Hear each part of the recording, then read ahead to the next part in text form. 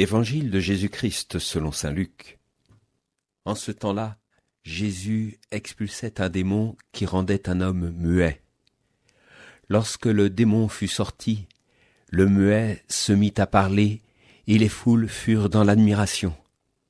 Mais certains d'entre eux dirent : « C'est par Belzéboul, le chef des démons, qu'il expulse les démons. » D'autres, pour le mettre à l'épreuve, cherchaient à obtenir de lui un signe venant du ciel. Jésus, connaissant leurs pensées, leur dit : « Tout royaume divisé contre lui-même devient désert. Ces maisons s'écroulent les unes sur les autres.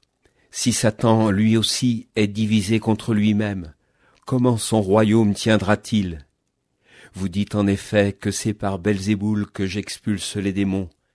Mais si c'est par Belzéboul que, moi, je les expulse, vos disciples, par qui les expulsent-ils ? Dès lors, ils seront eux-mêmes vos juges. En revanche, si c'est par le doigt de Dieu que j'expulse les démons, c'est donc que le règne de Dieu est venu jusqu'à vous. Quand l'homme fort et bien armé garde son palais, tout ce qui lui appartient est en sécurité. Mais si un plus fort survient et triomphe de lui, il lui enlève son armement, auquel il se fiait, et il distribue tout ce dont il l'a dépouillé.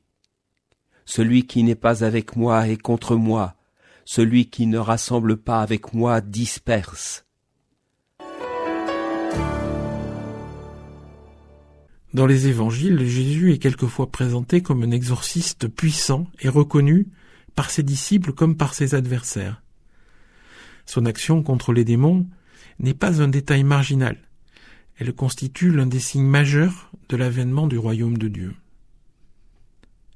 Pourtant, les histoires de démons nous paraissent assez éloignées de notre quotidien. Les exorcismes majeurs ne sont pas monnaie courante dans nos paroisses. La grande majorité des demandes d'exorcisme sont plutôt liées à des souffrances psychiques. Aussi, nous ne sommes pas toujours à l'aise avec les moments où Jésus est amené à chasser des démons. On sait peu de choses sur les démons que Jésus chasse des corps. Dans certaines possessions, l'esprit, le démon, s'empare de la personne et parle à sa place. Dans d'autres cas, comme dans l'évangile de ce matin, la possession se traduit par des symptômes physiques. Ici, un homme est rendu muet par le démon. Lorsque Jésus le chasse, l'homme retrouve la parole.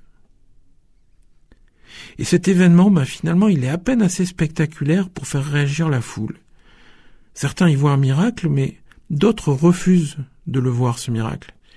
Ils demandent un signe venu du ciel, un miracle comme ceux de l'Ancien Testament. Pour prouver qu'il est vraiment divin, Jésus devrait être capable d'ouvrir la mer en deux, comme Moïse, ou bien d'arrêter le soleil, comme Josué. Alors voilà, pour une partie de la foule, redonner la parole à un muet n'est finalement pas une preuve de divinité. Après tout, peut-être que Jésus commande aux démons parce qu'il en est un lui-même.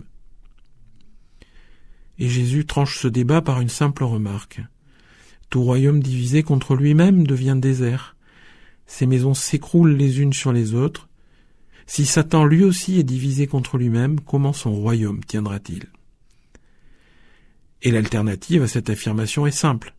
Si ce n'est pas Belzéboul que Jésus utilise pour chasser le démon, c'est le Père. Dès lors, le règne de Dieu est venu jusqu'à nous. Et c'est là la vraie question qui est posée par cet évangile. Sommes-nous capables de reconnaître une grâce lorsqu'elle est devant nous ? Jésus se fait traiter de Belzéboul parce qu'il dérange, et ceux qu'il dérange lui prêtent de mauvaises intentions. Et aujourd'hui, est-ce que c'est pas encore le cas ?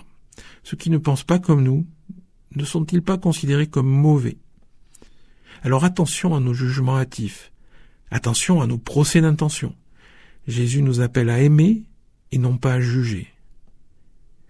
Et il nous le rappelle, celui qui n'est pas avec moi est contre moi, celui qui ne rassemble pas avec moi disperse.